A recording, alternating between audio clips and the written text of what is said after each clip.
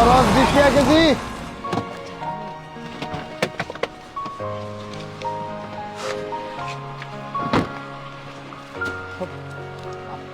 আরে কি করতেছেন? এই আপা কি করতেছেন আপনি? সব মারতেছেন কেন? কি এই, হয়েছে? মারবো না তো কি করবো? হ্যাঁ, ছোট লোকের বাচ্চা, তোর সাহস কত বড়? ফলের মধ্যে ফরমালিন মিশিয়ে বিক্রি করে তোর এই ফল খেয়ে কালকে আমি অসুস্থ হয়ে গেছি তোর জন্য। ওয়াশরুমে যেতে যেতে আমার অবস্থা খারাপ হয়ে গেছে। আরে আপা আপনি এসব কি বলতেছেন? আমি ফলে কেন ফরমালিন মিশাবো? আমি তো আড়ত থেকে ঠিকা হিসেবে কিনে নিয়ে আসি। কেন? ওই দিন তোর থেকে আমি ফল নিয়ে যাইনি? হ্যাঁ নিছেন। তোর ফল খেয়ে আমি অসুস্থ হয়ে পড়ছি, এটা কি মিথ্যা? কি আশ্চর্য ব্যাপার, আমার ফলে কোনো ফরমালিন নেই। আপনি শুধু শুধু আমাকে দোষারোপ করতেছেন। তুই একের পর এক মিথ্যা কথা বলে যাচ্ছিস। সেদিন কেন তোর এখান থেকে আমিও ফল কিনেছিলাম, আর তোর ফল খেয়ে না আমারও পেট খারাপ হয়েছিল। কি বলতেছেন? আমি তো আপনাকে চিনি না। আপনি কবে আসেন আমার দোকানে? কবে কিনেন আমার ফল? কি? আমার মুখে মুখে তুই তর্ক করিস? যত বড় মুখ নয় তত বড় কথা। তোর কথা আজকে আমি ছুটিয়ে দিচ্ছি। আরে এত বড় সাহস আপনার! আপনি আমার গায়ে হাত দিচ্ছেন কেন? এই ছোট লোকের বাচ্চা, তোর এত বড় সাহস? তুই আমার সামনে আমার ফ্রেন্ডের গায়ে হাত তুলেছিস? আজকে তোকে আমি...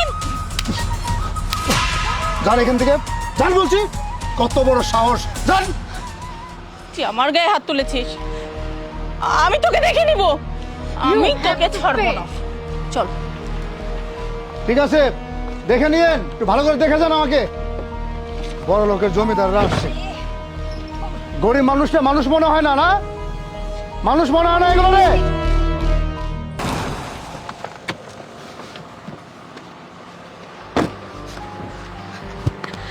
মাইয়া, মাইয়া জানো না কি হয়েছে? আজকে রাস্তার একটা ফলালা আমাদের দুজনের গায়ে হাত তুলেছে। ওর কত বড় সাহস! কি বলিস এসব? ভাইয়া, তাহলে আমি বলছি ঘটনাটা কি হয়েছে। আমাদের যে 3 রাস্তার মোড় আছে না, ওখান থেকে যে ফলের দোকানটা আছে, ওই ফলের দোকান থেকেই তো আমরা সবাই ফল কিনি। সেদিন সোনিয়া ওই ফলের দোকান থেকে ফল কিনেছে। কিনে ফল খাওয়ার সাথে সাথেই ওর পেট খারাপ হয়েছে। আমিও 2-3 দিন আগে কিনেছিলাম। ওখান থেকে ফল খাওয়ার পর আমারও পেট খারাপ হয়ে গেছে। যখন ওটাকে জানিয়েছি, ও রীতিমতো অস্বীকার করেছে। বলে ওর দোকান থেকে তো এলাকার সবাই ফল কিনে, কিন্তু কই কারো তো পেট খারাপ হয় না, শুধু নাকি আমাদের দুজনের পেট খারাপ হয়েছে। তারপরে আমি আর সোনিয়া যখন প্রতিবাদ করলাম, ও আমাদের দুজনের গায়ে হাত তুললো। তাহলে বুঝেন ওর কত বড় সাহস। ভাইয়া জানেন কত জোরে মেরেছে? এই যে দেখেন আমার গালটা লাল হয়ে গেছে। সোনিয়ারও একই অবস্থা। আমরা দুজন সারা রাস্তা কান্নাকাটি করেছি। ভাইয়া, আপনি যদি ওর একটা বিহিত না করেন, আপনি এত বড় নেতা, আপনি যদি ওর কোনো একটা ব্যবস্থা করতে না পারেন, তাহলে আমরা লজ্জায় রাস্তায় বের হতে পারবো না। কি বলিস তুই বোন? এই ফকিন্নির বাচ্চার এত বড় সাহস, তোর গায়ে হাত তুলছে? ওর হাত কাইটা আমি যদি পাঞ্জাবির পকেটে 1 মাস না রাখছি, আমার নাম সুলতান সরকার না। চাকরি ঠিকানা বল, আর কোন জায়গায় গেলে পাবো তাড়াতাড়ি কর।